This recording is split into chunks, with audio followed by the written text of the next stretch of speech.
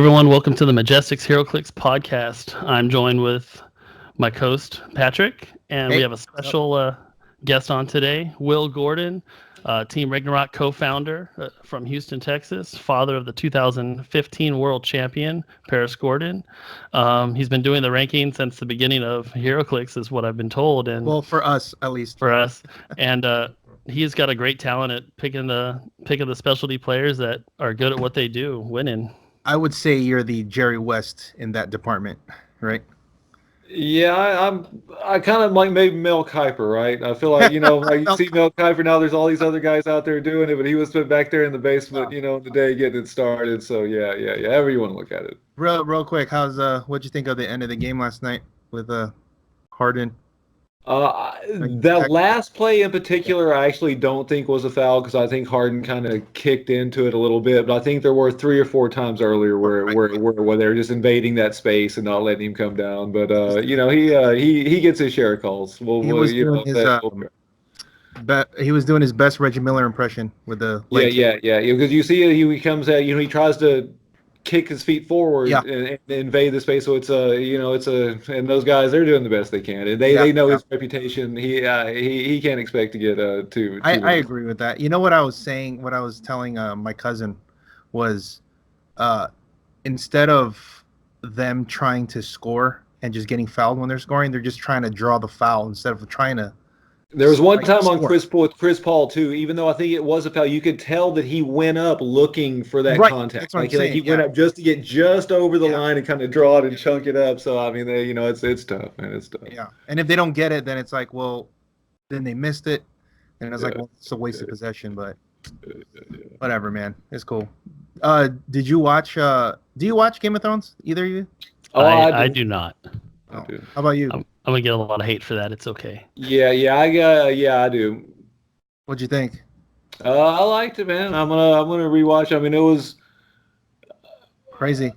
Yeah. No, that was good, man. And we'll see. With 3 episodes left, it's like what do they do now? I guess they're gonna probably set up the prequels or whatever else they're gonna do afterwards. Yeah. But they got to keep it going. But we'll see. And then finally, of course, I think we all seen Avengers Endgame. Oh. Yeah, I just watched it. I just got back. Just yesterday, myself. Yeah. Catch up, Jeff. Hey, I got a family to coordinate here. Yeah, so that's what it took. We was Sunday afternoon before we could all get together to go see it. But yeah, it was fantastic for sure. Dude, yeah. Too bad. I guess we gotta wait. What's the etiquette for spoiler grace period? Before you just start talking about it openly. What if I just put a spoiler on the title? Yeah. Maybe too soon. I would assume by the time anybody watching this, they've seen it. But yeah, but I will say that final battle was the mother of all battles.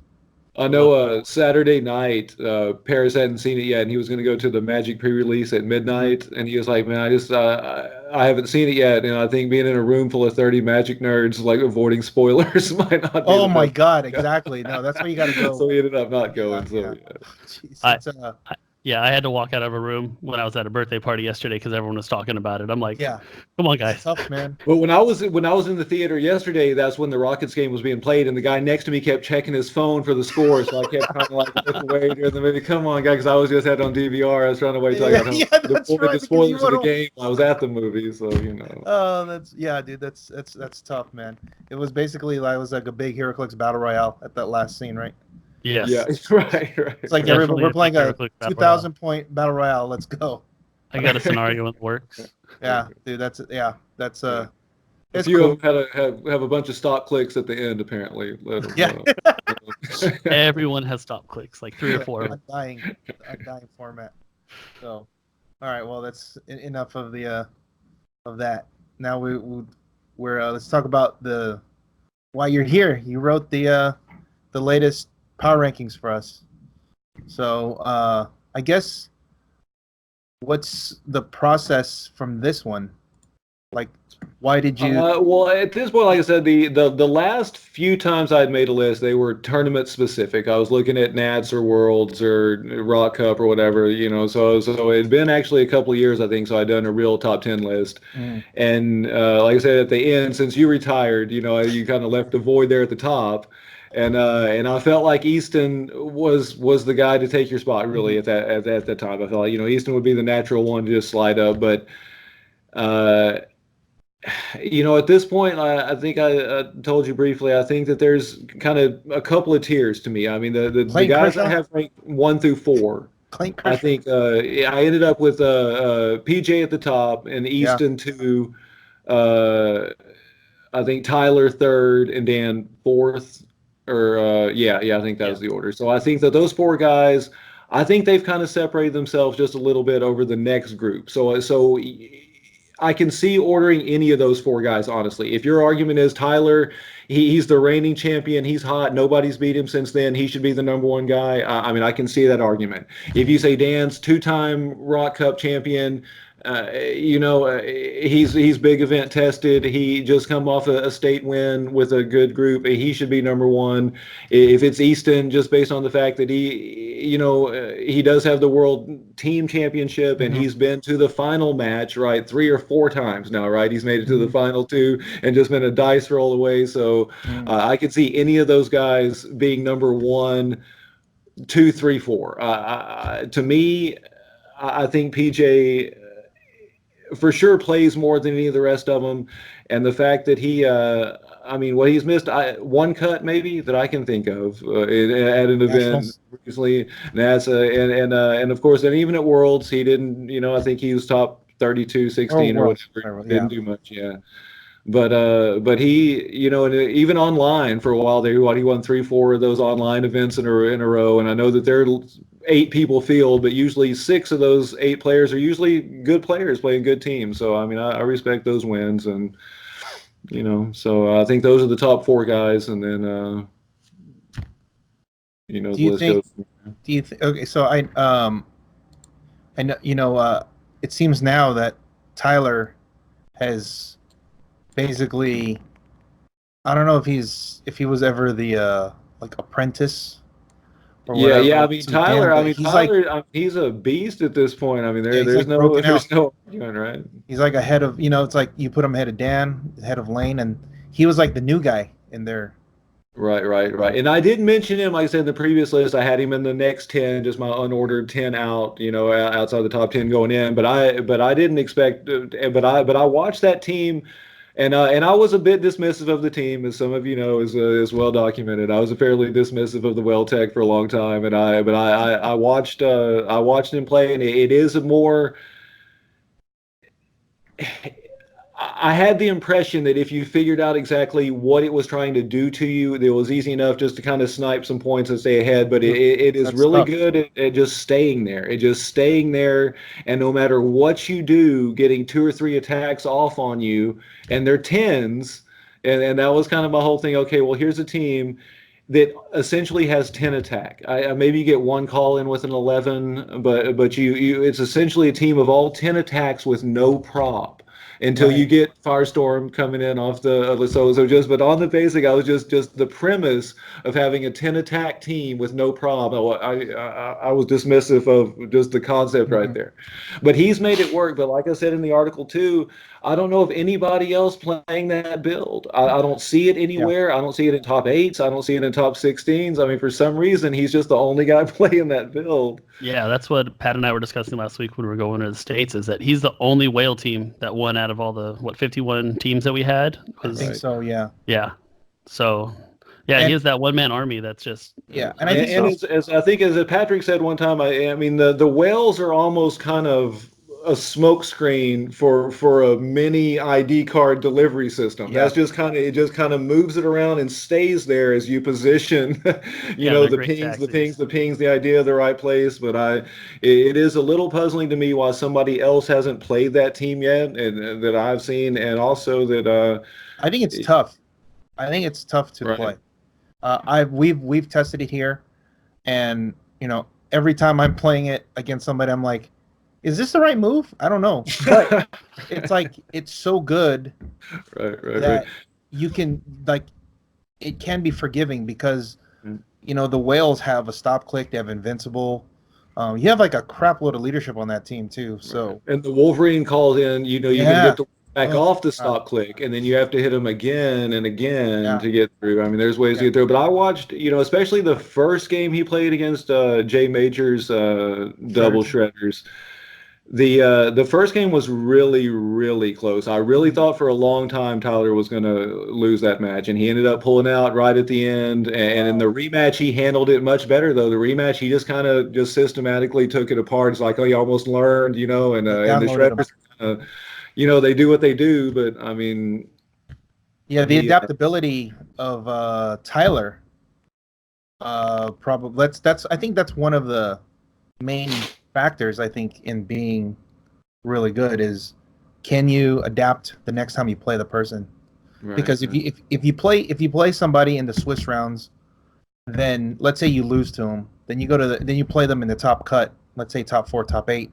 Have you learned from the last time you played?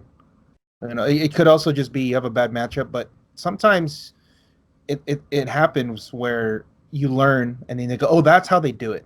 Then you play something else, or maybe you picked a different map this time, or you called in a different guy. So I think that's a skill that often goes overlooked, is the adaptability from game to game. Especially I've also seen players too, that are 3-0, 4-0 in Swiss, and they know they're getting through no matter what. And so that what you're saying to avoid that, they'll essentially throw that last game. They know they're going to get through, so they don't really want to give. If they think they're going to face that opponent again, and they're kind of worried about the team, they don't want to give them the chance to see what they're really trying to do. So they'll just try something kind of, and almost let them win, just so they'll when they rematch, okay, now here's the way the team's really played. That's great strategy too. That's risky though, because like I'll give you an example from my personal experience. At the WizKids Open in Fresno, I was playing my GCU team, and I was undefeated until the last round, and I was matched up with Richard Medina, who's really good, really knowledgeable with the shredders, and I just conceded because I didn't want to. I had a specific strategy to beat the shredders. I tested it with Chase. I tested it with the guys at store, and as long as I win the map roll with my +8 to his +0, I'm gonna win like 99% of the time, because I won't. It's basically inevitable, because the way it's built and the way I play it, the team cannot reach me. That's basically what it is. Well, in the top 8. I play against full Unimind, and he rolls out a lot. It's a stop click. He steal energy. So it took me the whole game, and I actually got flustered because he just kept rolling out a super, with super sense and stuff like that. I actually forgot there were 2 turns where I missed 3 attacks, and I have double Firestorm in my sideline. And that basically cost me the game, because during the last turn, last action, whatever, I popped his Unimind. I popped the Unimind, double token. He's going to clear. It's going to go to my turn. But when I popped him, time was called. That's the worst. So I'm like, oh my God, he actually has to clear, and then I get to hit him one more. I just need to hit one guy, because he ended up only killing like a Joker and like something small. He killed like probably like 60, 70 points worth of guys. Yeah, you kill an Eternal, you get like 300 points. Yeah, like 100 points. So or 80 if you have Star Fox. So that ended up costing me the game. But because had I just try to in that last round just win, then I get top seed and I play the guy who barely gets in. I'm probably going to run over, and then right. No, you're right. So that actually messed it up for me. So that is kind of risky at times, because what if you get a bad matchup? So that is a risk. But I do know that people do that. I have seen that too, actually, in tournaments where they purposely don't wipe out the other guy, just so they don't have to play the full 300. The top seed of somebody. It's very interesting, but it's also risky. So I mean, Now a let's look. lot of the guys, at big tournaments that are experienced at doing stuff, they're playing the tournament itself as much as they're playing an opponent, Right. round for round. So, I mean, there are other games, I think, tournament structures where that factors a little more deeply into what our game does, but it's Right. still out for sure, What about the next group? Okay, yeah. So then, I guess then the next four to me, I think is also a fairly pretty clear group with a couple of wild cards. But I think the next four then is Matty G, Isaac, Dustin, and Lane. And I think that again, you can order those four guys really in any way, but I put Matty G just ahead of Isaac, but that one is really close. Or I should have had Isaac one spot ahead. I think I would maybe interchange those spots. It's just a coin flip to me. Isaac has the two big wins. He has the Rock Cup win and the Nationals win. And Matty, as good as he's been, as consistent as he's been, as many more wins he has, he doesn't have a big win. So the fact that Isaac has the two, but Matty did just more consistent overall, and the fact that Isaac just doesn't play nearly as many out of the 10 players on the list, he plays the fewest events of any of these that guys. Matters. So that has to count against him to a certain extent. And then Dustin counts. Being active counts. Dustin, to me, like I said, I was skeptic. I was a Dustin skeptic, for a long time. Even when he was winning, when he won Nats, I was he kind of got lucky sort of guy. You know what I mean? Dustin, he's a great guy. Don't get me wrong, but I was just when I watched him play, there were times where he needs an 8 to hit with no problem. Right. And if he misses, then he's basically just screwed. Yes.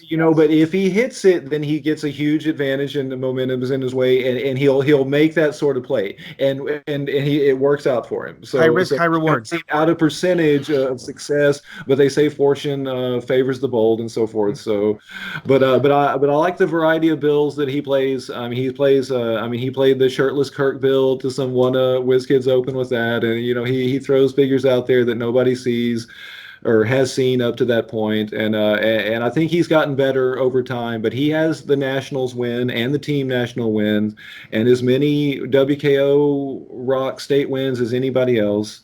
And Lane, I guess, was maybe kind of the controversial part of anything I saw the commentary of the list. The main thing was Lane should be higher, but I don't know who I have ahead of him that I would put ahead of them. I mean, I think saying he's the 8th best player in the world. I mean, I'm not calling him a scrub or anything. You know what I mean? Top 8 in the world. That's pretty good. But I mean, maybe ahead of Dustin. I mean, you could say, but Dustin again has the two big wins, and as consistent as Lane has been, to my knowledge, has he even made the final match? I mean, does he even have a second at anything big? I mean, as far as Nats, Rock Cup Worlds, he has thirds, he has fourths. He gets to that top four, plenty of top 8s, and he has as many, again, WKO Rock state wins as anybody. I mean, he's a consistent winner. He has online wins, but the fact that he's never even made it to the finals of a big event has to have him less than all of the other guys I have ahead of him. I mean, the way I see it. I mean, not to tell, I think he's a great player, I mean, anytime you see him and it's top 8 is starting and he's not playing, then you're like, oh, what happened to Lane? What happened? You expect him to be sitting there now, right? I mean, you expect it. And if he wins, nobody's going to be shocked if he wins.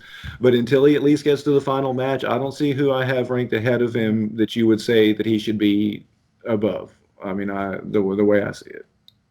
Now here's interesting addition to this list. I think he's the only one that's new on here. Steve. Yeah, Steve, of course, I mean, his biggest win is your event, right? Mm-hmm. Which that's, I mean, you figure, I mean, with the Rock Cup going away, or not going away, but who knows whether they're going to have the sealed World Championship there. Right. But as far as the constructed event, I mean, it's Worlds and U.S. Nationals. I guess Canadian Nationals you would throw in there as a big event because it usually gets all the East Coast players and the Canadian players. But, I mean, your event, I mean, exclusive field, right? I mean, very small field, but those guys have to qualify through tough fields. And again, the fact that PJ was there, and I think Steve is undefeated against PJ, if I'm not mistaken, or has a really good record against PJ so. all time. Yeah. Yep. And he beat Dan convincingly there as well, it's well documented as well. And he's got his share, I think, of 3 or 4 WKO wins. And the only person that's beat him is Tony, basically. But he didn't do well at Worlds. I think he was top 32. He should have made the cut, but I think that weird top 16 kept him out of actually going. He was 3-1. But your event was a 4-day thing, for every format. So the fact that he was able to beat all of those good players day after day in all those different formats, it combined with the number of wins he's had recently, I think he put him in the top 10. And is he better or worse than any of those guys above him? I think he's right there with him, but it's just hard for me to place him any higher again than where I have him, because he doesn't even have a top 4 at a big event that I'm aware of. Other than yours. Right, as far as like a Worlds and that. So I think he's definitely a player to watch. I expect big things from him. And Tom is kind of right there too. And Tom is along, I think, with Easton and Isaac and Tom. Honestly, just eye test me when I watch these guys play. When I watch the builds they bring and the way they interact with the meta. If I didn't ever see the result, if I just watched them play for 40 minutes or whatever and never saw their win-loss totals or their tournament record, I would say those 3 guys are the guys that seem to be the best to me, watching them play move for move. But you have to factor in, again, wins and losses, and, you don't get to evaluate it that way. But those... Tom, I would put him in that category, right? Where when I watch him play, it's just, he's. It seems like he's locked in. Where I'm like, man, he's done, and he finds a way to configure around it and do something where you're like, oh wow, he's able to get here and break this wall out and come around from this side, and everybody does that. Not everybody, but all the top players, I'm sure, have those moments. And maybe I've just seen his out of perspective to some of these other guys, but I think he's a top 10 player, top 8 player, and I would not be surprised at all to see him sitting at the final table at Nats or Worlds or what have you this year. So to me, those are the top 10 guys. And again, I can see ordering them a little differently, but outside of those guys, again, I think I had Adam as the next guy that I would put in, but Adam is hurt too because of his lack of play. He plays 2 or 3 events a year, and you never know if he's going to show up at the big events or not. And I know, maybe your budding legal career may take precedence over playing Heroclix. I'm not trying to, slide in for that or what have you. But and George Masu is another one. Again, eye test wise, and he has the world championship to back him up. And just watching him play, it's hard to say that he's not one of the best players in the world. But where his results just really aren't there for the last year, 2 years, 3 years. I think he has a WizKids Open, 1 win, and a top 4 here at a big event. But he is. To me, just not had the results to warrant being any ahead of any of the guys that I had in the top 10. So, I don't know if you've looked at any of the, the comments at some of the in some of the groups that this is posted on, but it's usually the same argument that people put or they make about lists like this is there's no real. Obviously it's subjective, but I would say you being around the competitive scene, you're quite knowledgeable and you play the game too, so you know what to look for. But there are some people that were saying that what about the guy who's 350-2 at his event, but he just doesn't go to or like his venue, but he doesn't just go to WizKids Opens, Rock, or Nationals, or whatever. When I first posted my first proto list, and I've always kind of conceded that point. This is subjective. I'm not gonna make a computer program that weighted wins based on this and that, and say, oh, here's what the computer printed out here. It is subjective, but I think that the fact that that I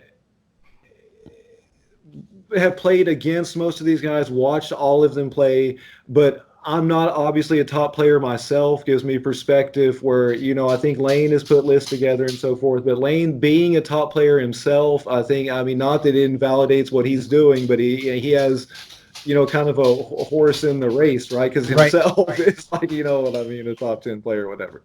So, and I know that he took other people's, list and kind of wait. I don't know if he's done the second one. I saw the first one he did. I don't know if he's done the second one. He did do a second one. Yeah. I never saw the second one, but and I respect it because I'm not sure if I said this specifically on the last podcast I did, but my whole thing was just getting the idea started. I mean, just the idea, because when I started trying to find top 10 Heroclix players, just random searches, whatever, like nothing came up. There was nothing anywhere when I talked to people. Just the idea of a top 10, top 5, top any list, it just didn't seem to exist. So I just put one out there in terms of this seems to be an interesting idea for the community, just for something to debate, whether it's right, wrong, or indifferent. Let's put a top 10 list out there just for the fun of the discussion. This guy's better than this guy. This could be on the list. The fact that people like Lane have taken the baton and have taken it to maybe a higher level in some ways or what have you is just, I mean, that was my wish all along. Not to ever say that I'm the definitive person to determine this. Just, let's put a list out there and talk about it. So let's start a discussion. Right. Yeah, that was the whole point. It was just, the idea. And it's to me, it's just fun. I mean, and again, to say that, and those, again, I think Nate White, is that his last name? The guy that was playing the Grandmaster team. Yeah. So I've known this guy for years since I first got on the scene of Heroclix when Rock was new. He was a guy that was out there that traveled early on. Bright Blade, he's known as on Realms, was his Realms name, and he's the guy that the year in 2012 or 2013 he had the cop car with the GCBD police, and he had him sculpted as Darth Vader and a AT-AT walker. Do you remember that? He had like yeah. So that is so cool. And, it was when they let him play it and everything. Of course, his opponent could say, "No, you're not playing that," or whatever. But everybody's cool. I always wondered if he made it to the finals, if they would put that on the stream. You know what I mean? So they right. Oh, that's funny. But I've always thought he was a great player, and he doesn't really play. He always shows up at Worlds and Nats, but he has been resistant to some of the ID card tech and embracing some of the new meta and so forth. But he's a fantastic player, and he can beat any of these guys. You know what I mean? 1-on-1. He's right there with them, but he. And he has some results, but could there be somebody that just plays at their store that nobody knows? Yeah, and has won every event for 2 years in a row, and he's the shark of the venue, is 205 over his last year and a half. To me, that doesn't even make any sense, because if that person's not willing or able to put himself in a position to compete with these other people, then you really can't say anything. You really don't and it's what ify as it is, but that just gets so what ify. It's just, exactly. It's possible. I mean, like I said, is there a monk in a Tibetan temple somewhere that you could pull into UFC and he would just start wiping people out? I mean, it's possible. I mean, some people say, no, for sure it's true. Well, I mean, you can say that, but can you put some guy in the ring? Oh yeah, this guy, I saw him in this, temple. He's got to be ahead of, I mean, just doesn't make any sense. You just don't have any criteria to base any of that on. So all I can see is that, and again, but these online Winamaps give people a field. If they just play at their home in their venue, $10-15, you can sign up and do this. And usually PJ's playing, George is playing, Lane is playing. I mean, guys here on the list are playing. So if you start winning these online events, I mean, you have access to get your name out there. And of course, there are people I miss. I mean, I saw somebody mention a guy named Joe Pape, Pape. I don't know this guy, but somebody said that he should be on the list. He's been doing really well, but I mean, maybe he is. I don't know, but I just don't know him. So I mean, I can't. I don't know everybody that's playing every event anywhere. But until you start racking up wins, and it doesn't matter. I mean, there's states and WKOs almost everywhere. I mean, and if you start winning, oh man, I've seen this guy win 3, 4, 5, 6 events. Then who is this guy? But if you're not playing at nationals and worlds, and you're not going online, and you're not playing any of these guys, then you can say that you're better than them, and you may be, But if there's no way to verify that, then I don't, then yeah, I mean, I don't know what your I argument think would be. the thing is it's it's agreed, it's general knowledge, and like everybody knows that how to test how good you are is nationals, worlds, these high level type events, super qualifiers, regionals, WizKids Opens, because that's what's going to draw the best of the best, supposedly. That I think everyone is in agreement. That's how you can test. That's a barometer, at the very least, to find out if you're good enough. Right. It might not be the only barometer, but it is much more legit, valid than playing at your venue 600 times. And I doubt they're playing 300 modern at every single event. Exactly. So we also need to have that kind of that's kind of like why I did my my event, that format where it was the best all-around Heroclix player, because I wanted to test the different sealed, draft, modern, rock age or Majestix age now. So that way you can test all aspects of Heroclix, whether it's something that's current, something that's you just open your packs, something you test against other people in your pod, and also how well are you building teams from that are older, the older formats. Right. Yeah, so that I think that would be the most consistent way to figure it out, because there are a lot of people out there that say the true test of Heroclix is sealed, right? There's a lot of those. Well, that's why I implemented 2 formats where it's sealed, because okay, fine, we'll figure that out, and then you take the composite score between all of that, and that's how you find the best player.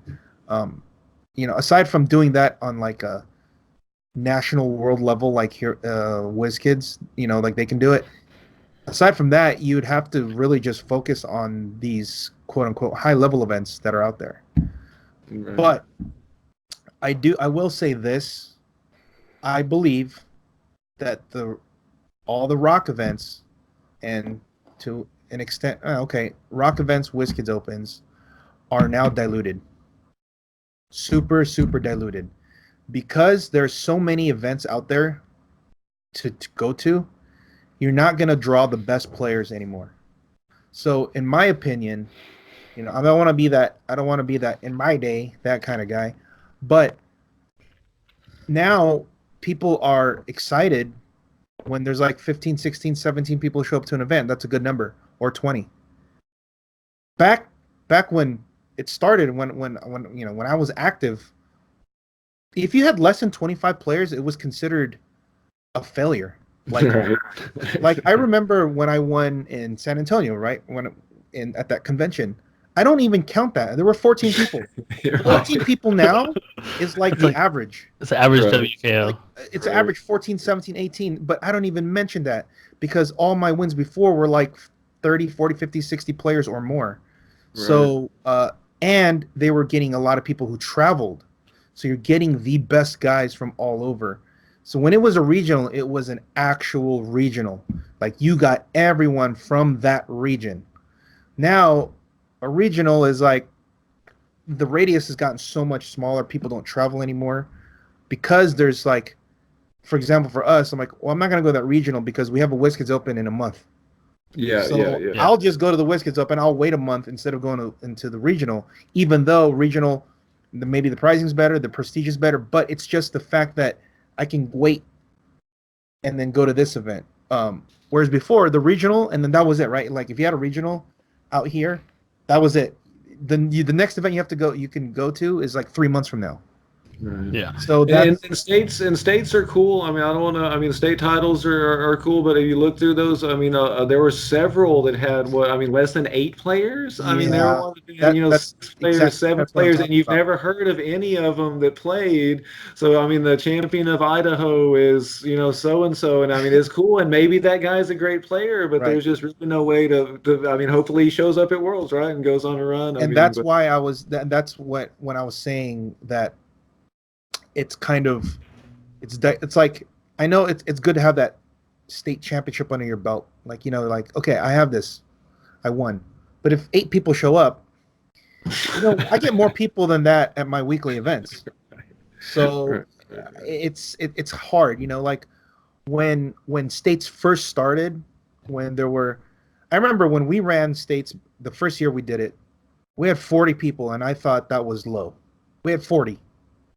That's because I thought everyone from the state was going to come. That's what we had to make it as centralized as possible.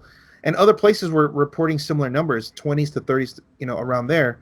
We were one of the higher ones, but that's the standard that we had back then. Was you needed to get, it's more because it's a big, states is a big deal.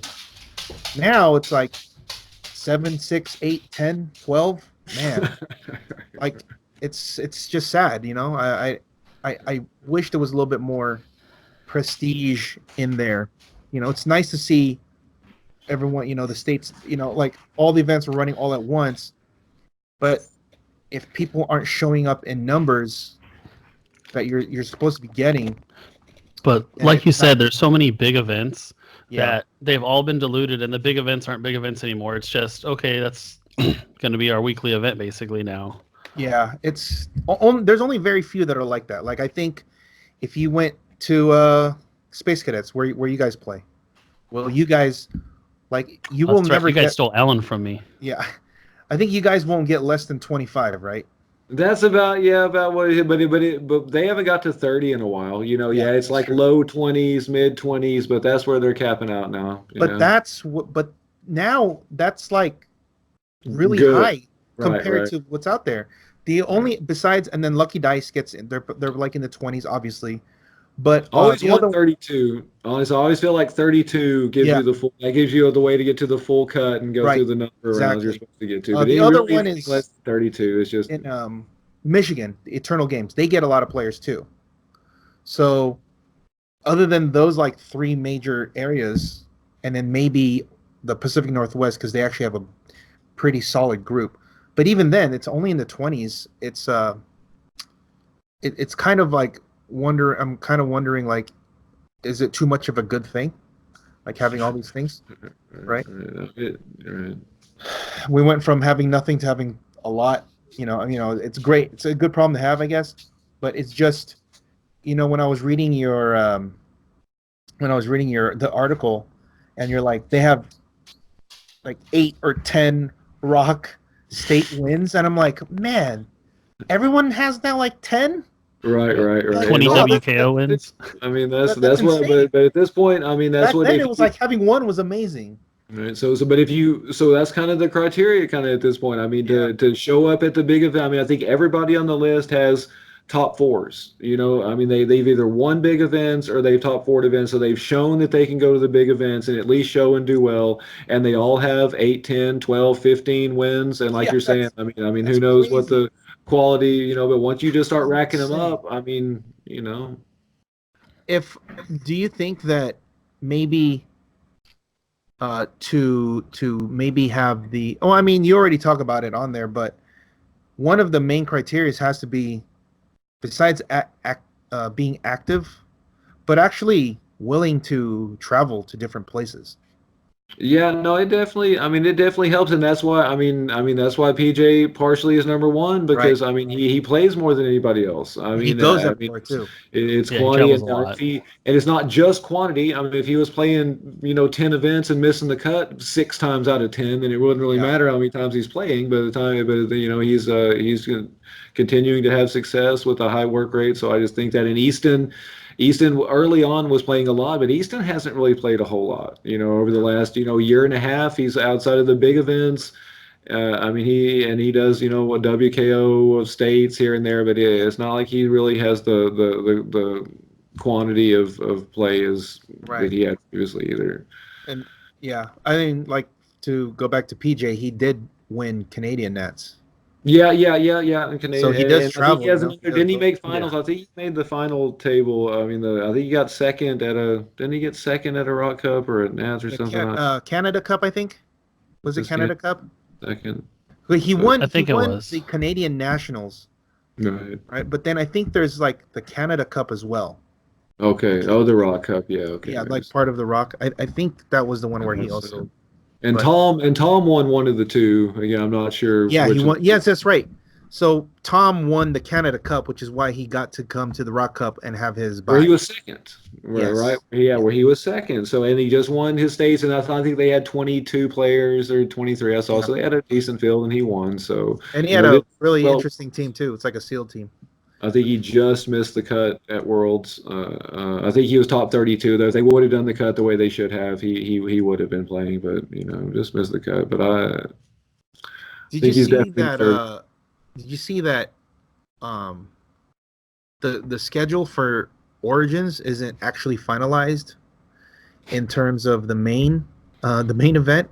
It could go to Sunday, and it might go to Sunday. It might not go to Sunday. As what they have up on the grid right now for Origins, they show that it is. I guess that isn't official, but if you go to the grid for Origins, you can't register yet. But it's showing grinders Wednesday and Thursday, teams all day Friday, nationals starting on Saturday, but they're just going to get to the final cut, and then they're going to start the finals 10 a.m. Sunday morning. Oh, that's what it says on there? Yeah. Okay, well that makes more sense. Yeah. Oh, that's good because Friday, teams will just be its own thing all day Friday, yeah, and then just Saturday till they get to the cut, and then 10 a.m. Sunday morning is what they're showing. Okay, that makes sense because George was telling me that they might. Depending on attendance, they might just make it go to Saturday. Okay, I mean I hadn't heard that, but again, I don't know. Attendance might as well. The grid isn't official. I mean, in terms of the registration doesn't open until May the 4th. But if you just go to the event grid, it shows all the events, times, and everything, and that's what they're showing for now. Oh, that's good. Are you going? You're going, right? Yeah. What about you? No, I'm not going. Oh man, I thought you were going. It was, and then just. Yeah. I sold ended up selling Clay a couple of figures on eBay, and I was like, I just recognized, and I was like, man, Clay, that's you, right? And he was like, yeah. I was like, man, you got to convince our boy Patrick to go. He was like, I want to try. Yeah, no, we have a 1K. We have our 1K it's gonna be in August. Just like remember you went out here before. Yeah. So I think it's about time for you to come back. We have a I'd love to, man. I'd love to. Spot right here behind us. This is my new store. I was gonna say your store looks different. Are you in the new venue? Yeah. Nice. So. Is it open yet? Yeah, it's open. It's just open. Like we're here, but May 1st or is the May 1st like the soft opening, and then like the week after that we'll have our grand opening.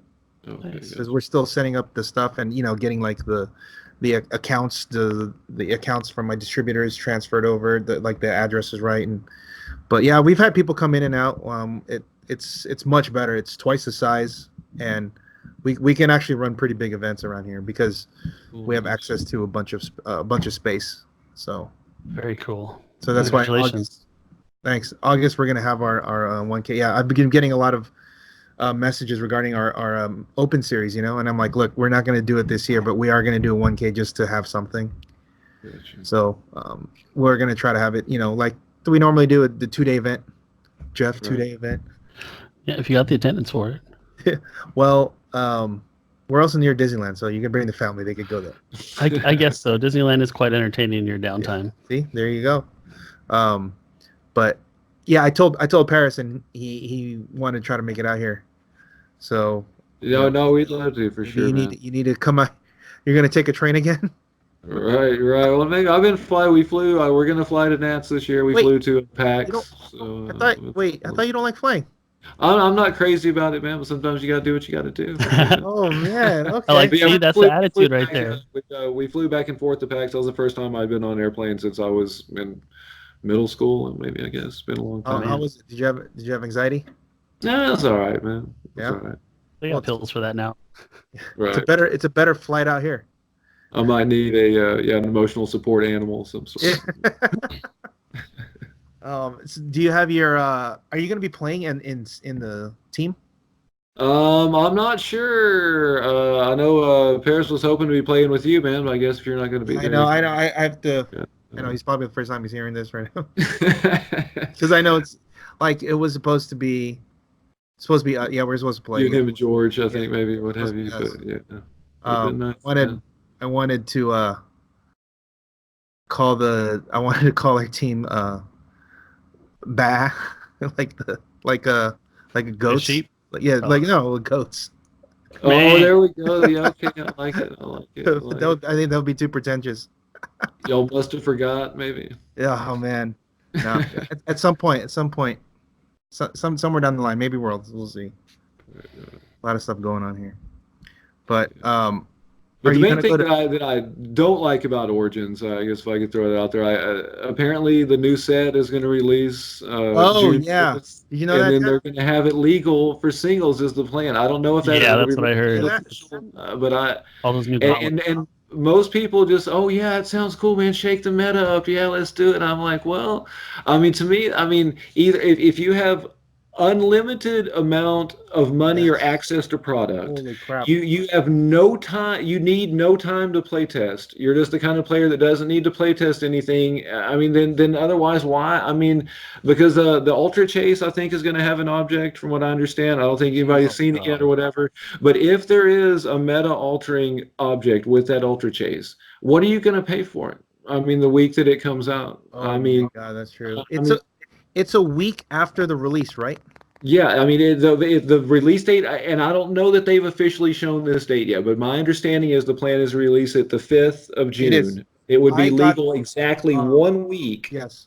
I got the solicitation for the pre-release, and it says June 5th is the release of the set. Okay, there you go. Okay. So of course they make their own rules, so they could say it's not legal, but they seem to be not inclined to do that whatsoever. Now, I think it is really cool to do the BRs with a brand new set. I mean, to me, that sounds awesome. Also, sealed. I think sealed would be nice too. Yeah, doing teams with it would be fine. I mean, I think it would be cool, but I just think it puts an onus on players that, I mean, let's say, I mean, there could be pre-release, so that gives you a couple of weeks to acquire figures at exorbitant prices if you want to. But even if you buy a case. I mean, I usually buy a case from, one of the big online companies, and I order Wednesday, usually at FedEx's. I usually get it Saturday. Sometimes it doesn't come till Monday, and then I'm flying out first thing Tuesday morning.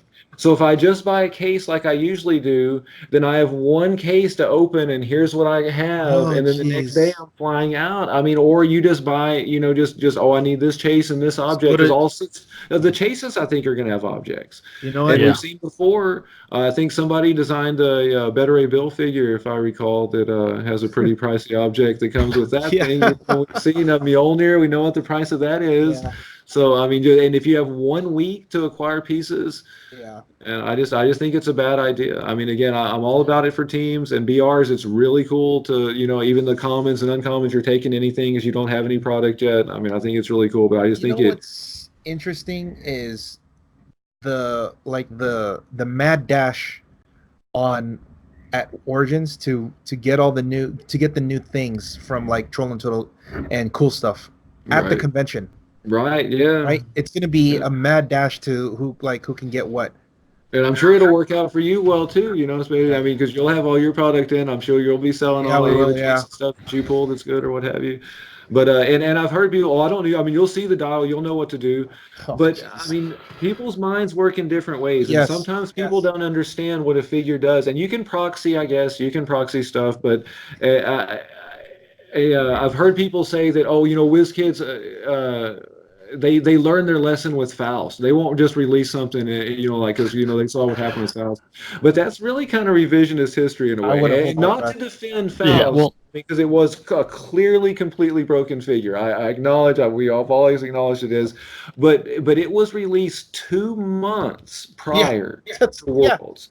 And at Worlds, anybody that wanted one could walk up to the counter and for the price of a booster, $15, buy it and play it. So everybody had access to it, and it had been out for 2 months. So it's not the same thing as dropping a new set. I mean, the week before a tournament. Do you remember when the regional that I went to with Kevin and the one that Jordan won?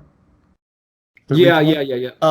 Faust was legal at that event. And nobody... There were a bunch of Fausts. There were like 3 or 4 Fausts in that event. And I remember round 1, the guy rolled the mystical trap onto Kevin.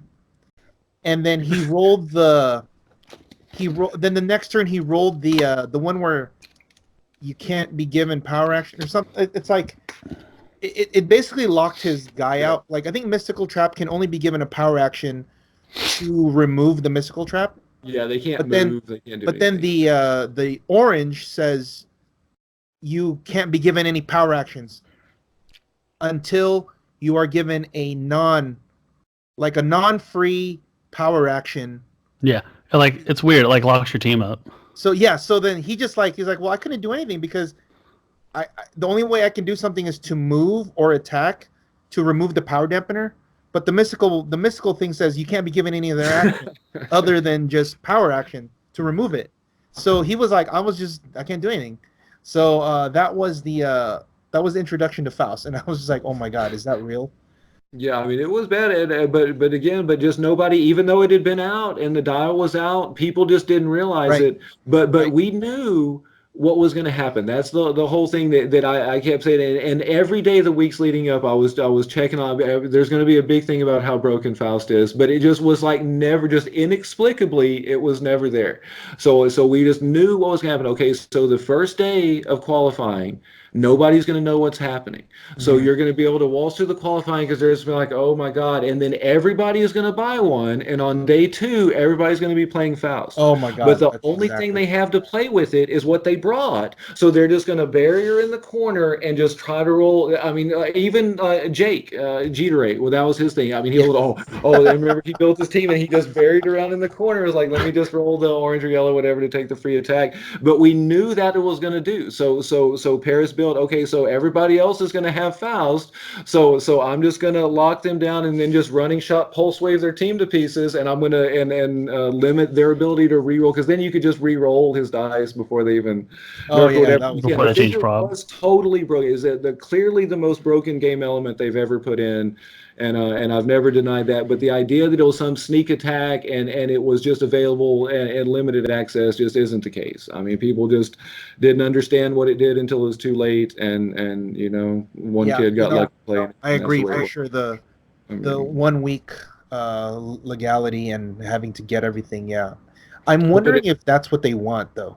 And I also think about it that with retirement, so long, all the stuff that's about to retire July the 1st. Right. So you're going to have a game setting for 2 weeks approximately where combos are legal. This oldest stuff that's about to retire 2 weeks after the completion of Nationals, and stuff that just came out 7 days ago. So will there be combos in there that the game designers didn't see coming? I mean, how would there be? Right. Yeah, it's going to be weird rule interactions on top of just trying to get super rare pieces. So just, combinations that are just legal for such a short period of time that were never intended to be legal. Yeah, and I just don't think it's good. I mean, but it is what it is. I mean, I think Fortnite, from what I understand, did something fairly similar earlier this year. They at one of their big money tournaments, they had a $250,000 prize pool.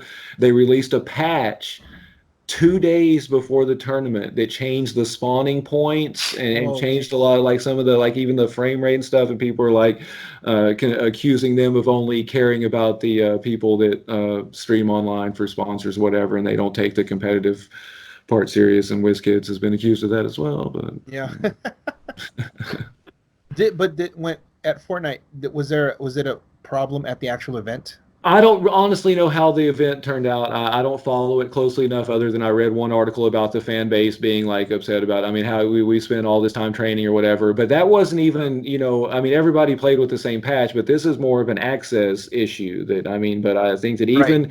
So, because everybody has their vacation budget, and the people going, whether you've budgeted $1,000 or $5,000 or whatever, to have to sit back $300, $400, $500 to, maybe there's an object I need. I just don't think it's fair to the players that have already invested their time and money to go, play at a tournament. But but it's always been kind of a pay to play game. It is what it is. And everybody essentially, you have to assume, has the same access to figures as anybody else. That kind of brings me back to last year with the Staros. Is there was a handful of people that purchased Staros from outside the States, and we didn't get it until Worlds. So it was months after it had been released everywhere else that we finally got it, and they were dominating the competitive play for months. This reminds me, the last time something like this happened was Nationals 2014, the one that Adam won. The War of Light had just dropped, and it was legal for Nationals. and it was within just a few, not even, I don't know, I would say less than a month, maybe 2 or 3 weeks. I was thinking it was like 2 weeks or so. Yeah. And then all those entities, and everybody realized how awesome the entities were. So good. And then people were scrambling to get it, and then he won with like a triple entity team. God. And then they were just talking about how, oh well, of course he won because he got all the pieces. He has the money to buy all these pieces because he had Parallax and Ophidian. Those are like almost 200 each probably. Yeah, that's what they were selling for at the time. Yeah. Yeah, and then not on top of that, he still had like the Lydia chase. Like the team was kind of expensive, but the key thing there was getting the entities, and people were just like, oh well, he had the money to get it. And he actually came out and was like, well, no, I borrowed all 3 of those entities from people. But that it's similar to this. If there's anything that's going to be, and I think the What If set with Goblin King, I think released real close to Nationals as well before Goblin King got nerfed. I think, but it wasn't 1 week. It was definitely within a month. Yeah, it was close. Yeah, not super rare. That's one super rare that was selling for. I mean, I guess they went up to high, maybe $75 or whatever. But that's not. I mean, again, and I know I'm speculating and doomsaying because who knows? The Ultra Chase may not even come with an object. My understanding that it does, but maybe it's not anything anybody wants to play. But even the one that they've shown, people already like the Captain America's Gauntlet. I'm not crazy about it, but it's a chase, and I mean, what's it going to cost? I mean, $200. I mean, yeah. Pre-release. Oh my god! I mean, putting it on the Daredevil, the Sixes Daredevil isn't bad because he doesn't care if he takes the damage and he can, choose every part. But I'm not sure if 30 points is worth it though. Yeah, I don't think. To me, it's not. That's a lot of points. Like I've talked to people that really like it, but I'm not crazy about that one personally. I know that 20. I remember thinking 25 points was a lot for the entities. Yeah, but there was a lot of talk at the time with the entities before they were played. Remember, because the dials were out there, and people were like, "Oh, it's too many. It's too many." Yeah. All you get is a power and plus 1 stat. It's too much for 20 points or whatever. So then it just became a thing. So maybe that could be. But to me, it is. I mean, from what I've seen, I mean, for the first one, if they shown any of the other ones, the only one I've seen is the first. The Gauntlet comes with Cat. Just the Gauntlet. But to me, that one's I can take or leave that one. So. What I was reading was that was like the mid-range chase. So there's going to be some chases that are not as good and chases that are obviously better with, I believe, objects. Great. So you know what that means? Because there's going to be more than one gauntlet in the set, which I find. Because that means everything's going to be objects everywhere, right? Yeah. So that means, look, man, everybody just needs to run AJAC. Yeah. Yeah, or theme super high and play the Iceberg Lounge and just go get them. But a lot of them are heavy. The heavy and the indestructible ones you can't do anything with anyway. Yeah, so. But that's the problem with playing theme. You also have to contend with other people playing high theme. Yeah. So at that point, you're a coin flip. So you might as well play some no theme and just take their like Ajax specifically says if you don't pick the map, you get to place their objects. Well, if everyone's running objects, then you just take all their objects and you equip it yourself. Or play. You could be really funny and play Mr. Scott and basically just like remove all the objects that you took and turn them into salvage tokens for Perplex. Because think about it. If you take their gauntlet and you remove it, because it's a free action to remove it to put a salvage token on him, which means he can use extra Perplex. He has Perplex, and he gets additional Perplex per salvage token he removes. Well, if you take the gauntlet, you just scored 30 points by just removing it. And then if you take their Doc Ock arms, you just scored another 10 points. Or whatever it is, right? Like, if they're going to be playing like these 10-point objects, and you take all 3 of them, and you just, each turn you can take them away, you just scored like 50 points. Right. Yeah. Right. That's that's in the format if everybody's playing objects. I would be wary myself because if you don't win the map, you run the risk of getting your object taken or destroyed. Yeah, I mean, even Just like like- Exospecs, as cool as Exospecs is, I mean, you almost can't play it unless your theme is like +6, +8, because it's just so easily that there are just so many ways to either blow anybody with a Cyclops on any map can just blow it up. Yep. And if they iceberg launch it, they can just go get it and take it Yeah, from you. So if exactly. you're going to play an object that's not heavy or indestructible, then you better be theming high, or you can just going to be down and objectless, right? Yeah. So do you think that that's why in my article I was writing about the arms race, everybody's going to be high themes now so that they can use their objects and also use the map, either the map bonus or the terrain that they need. And that's why I don't like, to me, why I don't think the format is as great as everybody likes to think. Because you're reliant almost exclusively on winning the map. Unless you're going to play a team that is not theme and doesn't care about the map, which usually means you're going to be some kind of undying point denial. Yeah, exactly. Yeah. So those are like your two options, and at the very base, that's what it is. Now within those, this is where I think people are it's a misconception is that just because you're playing Vulture and not Hawkeye, that it's a diverse format. No, it's the same. It's the same thing. Same team, just different pony. And why Exactly. didn't people have? I haven't heard about Hawkeye being broken this whole time. It was a very similar. I mean, I guess other than stealth, I guess he doesn't bust stealth. No, he does get through He stealth. does. He busts stealth. So he's like the same thing, and nobody, and all of a sudden Vulture, oh, what are they going to do? Are they going to ban this? Why was Hawkeye not? And people have won events with Hawkeye, but I haven't been hearing. Hawkeye's won at least a dozen big events. Yeah, but I haven't heard nothing about banning him or nerfing him, or you know what I mean. Initially, people's mentality is that he's going to rotate out soon, and they're not going to have to worry about it. But also, Ultra Prime is going to stick around. Here's the other thing that why he's not as bad, because he doesn't actually kill your team in one go. Right, and he can't stack ridiculously stack the. I mean, it is bad. I mean, it's bad, but you know. I mean, it's funny though. Yeah. I think it's hilarious, but I do think that these. Okay, so you're not playing Vulture or you're not playing Hawkeye, right? But now you're playing Samcap. It's the same thing. Yeah.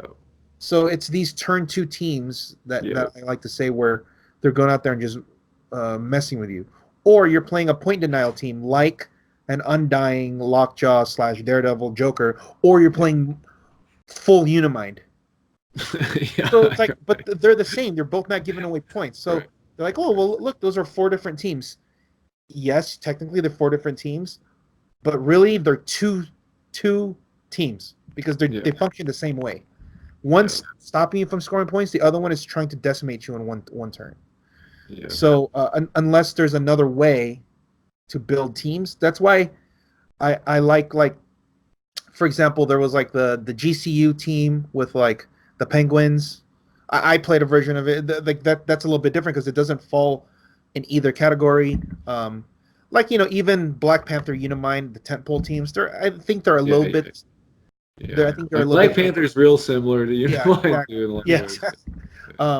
And then, but we see some outliers if we looked at all the top lists. Yeah. Yeah. But for the most part, they're basically the same archetypes. I mean, that Grandmaster thing is cool. I mean, it's funny with Nate. I mean, he hated ID cards and retails and things, but that team just abuses ID cards and retails. It's just a very fun, creative way, and I love the team. But I guess if you can't beat them, join them. I mean, I just love the take where you're there. He's forcing you to take the Mangog retail. You know what I mean? I really like that team a lot. Yeah.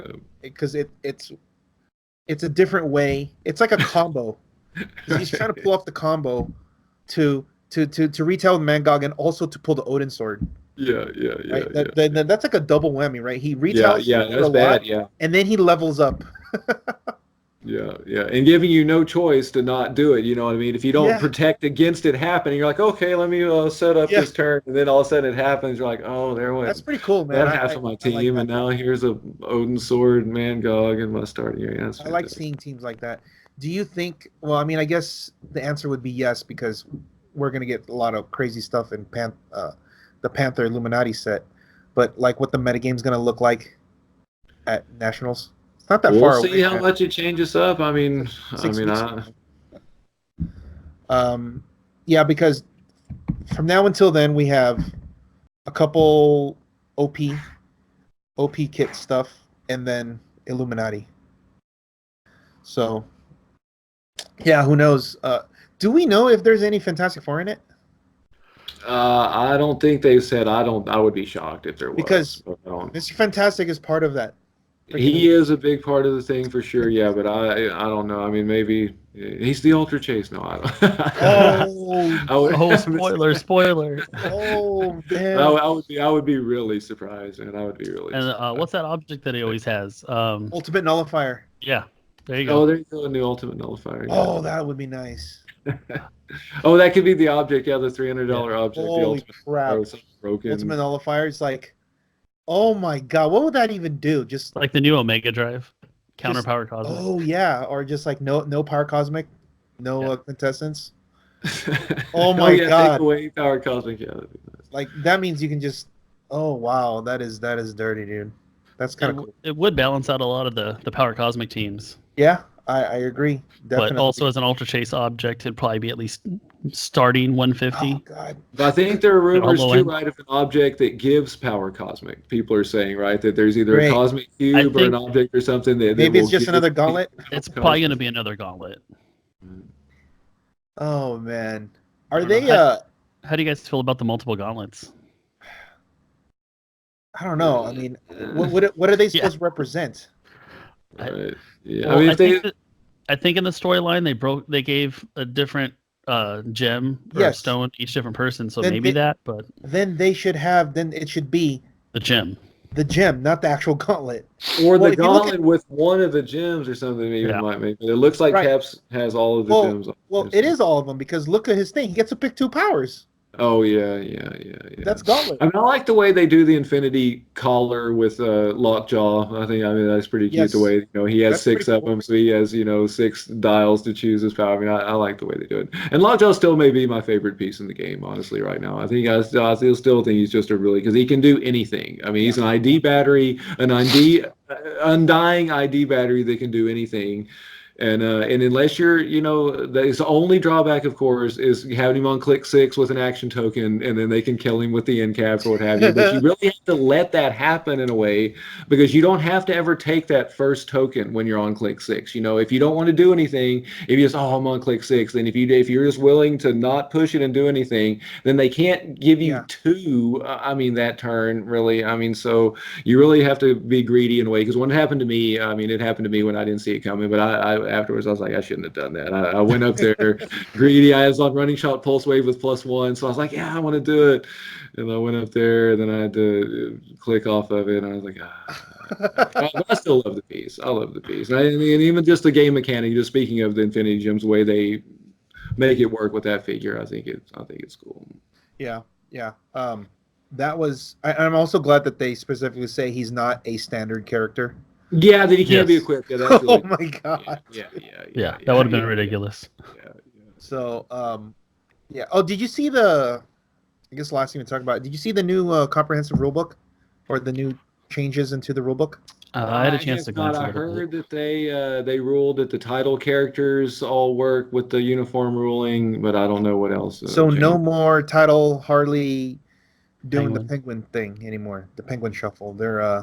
They're all working where they have to attack the opposing guy now. Okay, yeah. But one of the main ones that I saw, which is very interesting, and it's funny because this was something that I had mentioned long time ago. This is kind of like what started the rift between Norm and I when we were at the rock board. Was I said there's too many problems with using points as tiebreakers. Because victory points as tiebreakers, because if for some reason this guy matches up with three team bases and he kills them all and pop the guys off, and then this guy's playing against Resurrection Man and Dead Man, you're not going to score any points here, but then you're going to get 900 points. Right. But it doesn't make any sense, right? Or like it doesn't make it fair or even. So, I said, well, you should go away from the victory points. You should only use the points in game to keep track of who wins. But when you report it, it should just be under a win or loss. Right. So they kind of blended the two by now. First, it says you can now keep track of your points, like physically write down your points between you and your opponents throughout the game, which is great. Oh, good. Okay, I got you. Okay. I wanted to do that. Yeah. I mean, I've been wanting to do that because how long does it always takes long to always, how many points do I have? And you add it up every time. Right. It actually gives people a way to waste time. Yes, exactly. So if you have a running tally, then it's different. Now, it says now that, well, this is my speculation. I think this is how it's going to be.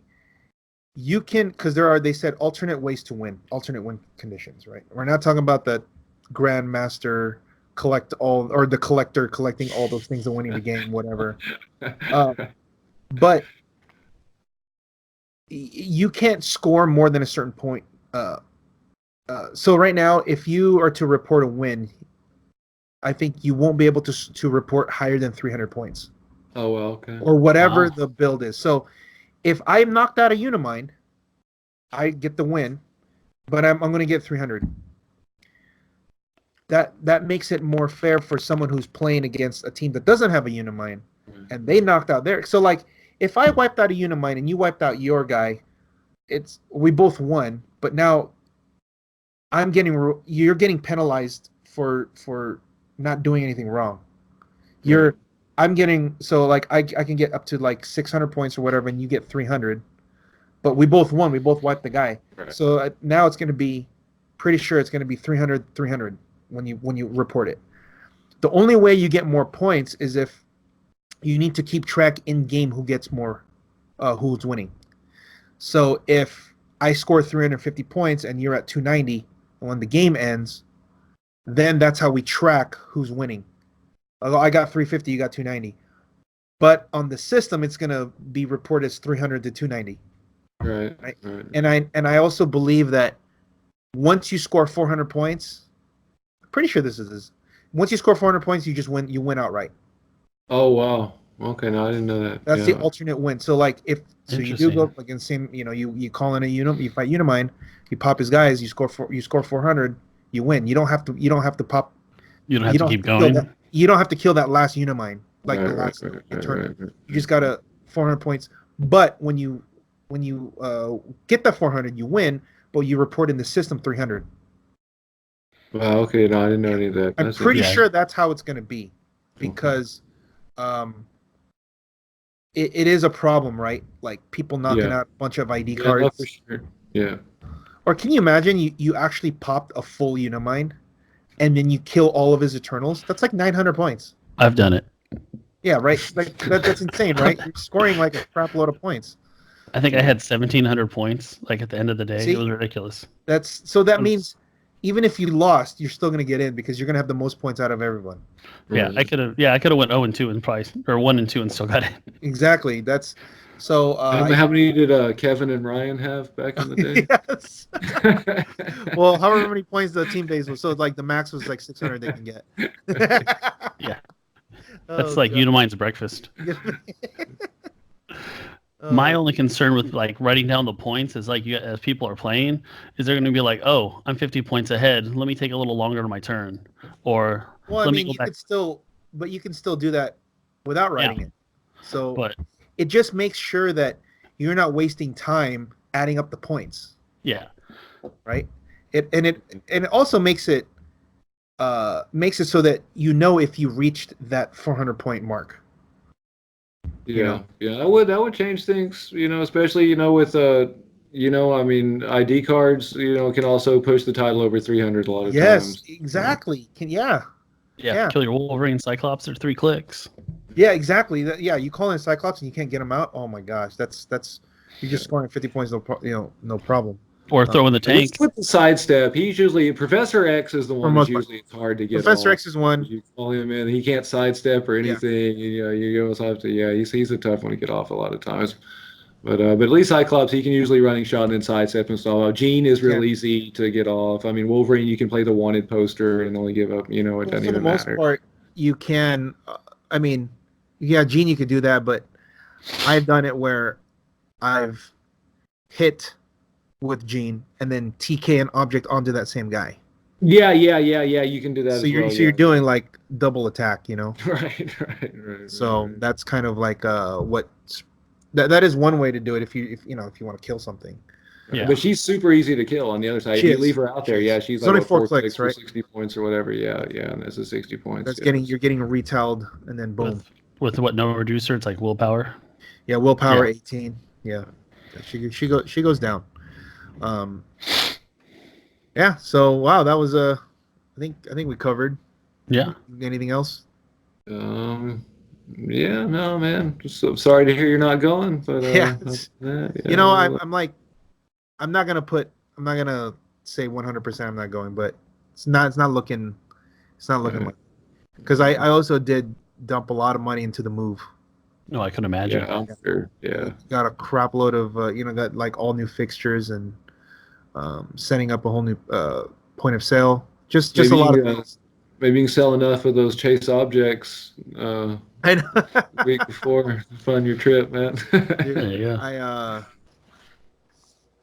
I've been stocking up on Wolverines because he's I had 6 at one point. I've sold 2 of them off. We only were down to 4 now, but I was up to 6. And because I played like 4's a good number with an ID card one time at an event. Yeah, just 5 main force Wolverines with a Lila.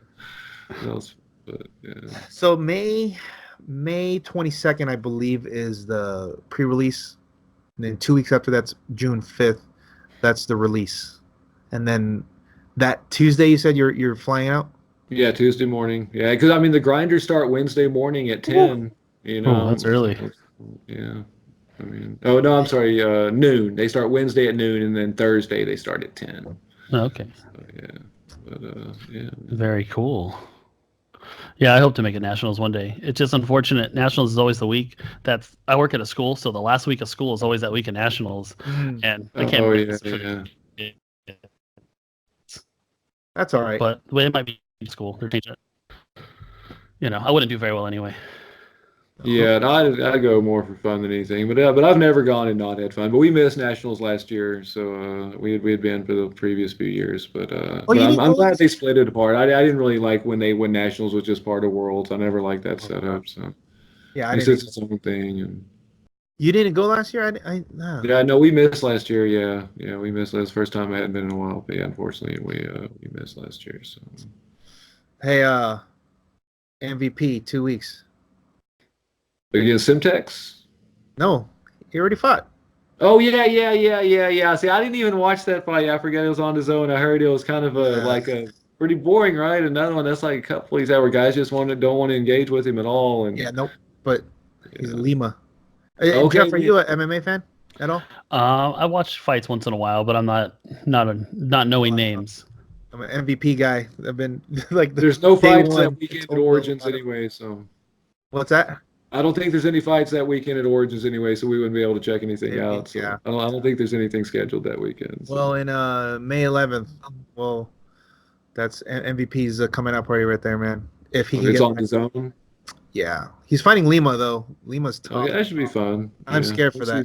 At least Lima's aggressive, so at least he shouldn't just try to circle around the cage for 5 minutes. He'll circle around. He'll shoot for a takedown, and then that's it. Knee to face. No, I don't think about. No, I really think Lima could just take him down for real. Oh yeah, just sit on him. Yeah, that's what I think is going to happen, but maybe he won't. Because Daly took him down. Yeah, and he doesn't even really wrestle too much. No, He's got not at all. Yeah. So yeah, it's gonna be tough. I think it's gonna be tough for MVP unless he can catch him coming in. So. But that shows too. I mean, how he was so unwilling to stick with what his bread and butter is because he didn't want to trade punches. You know what I mean? Yeah, no way. His best bet is to get in the pocket and throw right hands, and he had no interest in doing that because he was getting touched up every time he tried. So yeah. He was like, "All right, time to change the plan." right, which is probably smart. Yeah, for sure. But all right, well, game 2's for the Rockets Warriors tomorrow. Tomorrow night, yeah, I don't have a lot. Last year they kind of convinced me, man. I really thought they had a chance last year, but this year I've been suspect all year of them. I just don't think that they. I just think that. I mean, if they let us have Durant, we'd be all right. But as good as PJ Tucker is, I think PJ Tucker does as good as anybody trying to match up with him. But when he can just ride. They can't double team him because you can't leave the shooters. So he just gets so many shots where he can just rise up and he's 2 feet in the air over anybody guarding him. And it's just, the only thing you hope is that he misses. You can't really even, just try to funnel him to a spot where he's not crazy about and hope he misses. Yeah. Jeffrey, you're a Warriors guy? Let's go Warriors. Yeah, he's from the Bay, so. You're not a Lakers fan, are you? I am. Of course I am. Oh, it's all right. How's LeBron doing for you guys? Well, he's doing fine. It's just freaking Magic and Rob Pelinka. I don't know what the hell they're doing. He's going to beat the Monstars. I'll tell you that. What's that? He's going to beat the Monstars. Yeah, that's. All right. Well, I'm going to wait and see what happens. Maybe we get lucky and we get a high draft pick. That's like silver lining, but it's probably not going to happen. But if they get rid of all the young guys again, that's it. I'm done. I did not like I said, until the end of time. Did not want them to get rid of Zubats. That was the last straw. Zubats. Dude, that one was bad too because they didn't get anything back. Nothing. We got Muscala back from it. Yeah. That one was the worst one. That was the worst one. Like the fact that we got rid of D'Angelo and Julius Randle, and those guys are basically all-stars. Well, one is an all-star, and one's probably going to be an all-star. And then we got rid of Larry Nance and Jordan Clarkson. Larry Nance is doing pretty well over there, and Jordan Clarkson's a solid 6-man. Yeah. That could have been the team. Ugh. Yeah. Whatever. Hey, LeBron wants what LeBron wants, and he gets what he gets. I would have taken that whole squad and us not getting LeBron. 100%. Yeah, one of my good friends is a huge Lakers fan, and we would be good. We would have been much better than we were this year, 100%, because we would have had D'Angelo and Julius, and Clarkson and Nance. Oh my God. Yeah, D-Wade, a ton of good players, and there's still good players, young players left there. We'll see. As long as they don't get rid of them. They want who's somebody old, and maybe they can trade him for a John Wall. They can put a package deal for. They're going after Bradley Beal. He's a Bradley good Beal, Jimmy Butler. Okay. Not quite Kawhi and Durant, but. It's gonna make me. I hate saying this, but it's looking more and more like Kawhi's gonna go to the Clippers. Yeah, that's what I keep hearing too, man. That's what I keep hearing too. Well, if but that maybe happens, then wins it all, he'll stay up there. What's that? They lost. Toronto lost tonight too, I think, didn't they? I said if maybe Toronto wins it all, he'll just stay up there. But I think they lost. Yeah, no, they lost tonight. They lost. So, whatever. All right, I think we've derailed it enough. Well, thank you very much, Will, for joining us. What's up? Remember they had the MLB clicks briefly back in the day? Remember the baseball clicks? Oh God, yeah. What? Yeah, MLB clicks. Oh man, I'm missing out. I gotta get some of those back. One release of that, like 2000, maybe something like that. It was right after Heroclix came out, so like 03, 04. So did they do like teams or players or what was it? Yeah, it was players, and you played on like a little diamond. Oh shit! Yeah, it was pretty cool actually. I played a little bit. There was a Barry Bonds promo figure that was super rare because he wasn't part of the marketing agreement, so they had to figure out and they released. Oh no, we can't release him because he's not in the MLB agreement. He was like $50 or whatever. But it was pretty fun, man. I assume they have no value. I don't think anybody plays. Yeah, probably not. I don't know. Maybe that Barry Bonds. But but it was pretty cool, man. It was a pretty cool little mechanic to it, if I remember right. But well, we have WWE coming up, so. Yeah, it's true. Hey, as long as I get my rock click, I'll be happy. He's in the set, I think, right? Probably. Yeah. I believe I've heard. I would assume so, but maybe not. He's not. I don't know. Well, the it's not part of $7.99 WWE seems weird. anymore. I mean, it seems like $7.99 would be the perfect price point for a 2-pack with like a little mini rule set where you could play them one-on-one somehow. I One mean, that seems figure? like the perfect thing. But one guy for $8. Are they throwing in objects like chairs or tables? Yeah, if they put something That's in still there. not $8, man. I heard somebody say like some kind of ID card thing where some kind of card where you could play. And well, that probably would make it worth it. That would make sense when they have the interference. That they should have ID cards because they should have when they interfere when they come from the back. Yeah, I would love Steve Austin to come in and Stone Cold somebody. Yeah, like that. Like they come in, boom. Yeah, it'd be cool, man. Run in card or whatever. Yeah. But you know what? That makes sense. They probably won't do it. Exactly. Yeah, run in card would be actually good. Yeah. Yeah, solid. I mean, let's give them a little bit of credit. Maybe they might have that. But the running card would be actually perfect. Running card. Well, I'm sure their think tank is way better than the three of us. Oh, sure. I would bet highly against that. What's up, Norm? Oh, wait. It's all right. It's all right. Yeah, we'll figure it out. All right. Well, when are you going to be playing in anything? There's a Space Cadets, like a super regional or whatever, May 20. I don't even know anymore. You know that? Before I used to know all these dates. Yeah. Because I was like mark them and try to go to them, but we'll probably get 20-some people because probably a lot of the Dallas guys will come. Usually the Oklahoma guys will come. Maybe Laredo. Yeah, they'll usually get the 20. So how come they always talking about the Clicksman Juggernaut Throwdown or whatever? I never heard Ragnarok in there. Yeah, well, we haven't really got too many guys, and we got your guy from Cali out here. That's Alan. But he's not out. Yeah, but has he been like playing? He shows up to the events, right? He's been going to some events, but other than that, yeah, it's me, Paris, Hoffman, and Hawkins. I guess that's really about it. They've taken over, man. Once Dustin started winning everything, those guys put us on lock. And what happened, man? I remember when Ronnie in Paris with that Proxima Midnight Tech all those years. Ronnie joined the army. He's like stationed in. He's like probably gonna get married soon too. But he signed up for like a 2-year. At first, I thought he was just doing the reserves like his brother. Yeah, but he's gone, man, for like 2 years. That's it. I thought these are 4-year contracts. Maybe it was 3. It was either 2 or 3. I'm not sure. Okay. Maybe it's 3. I thought it was 2-year minimum. But. That's cool.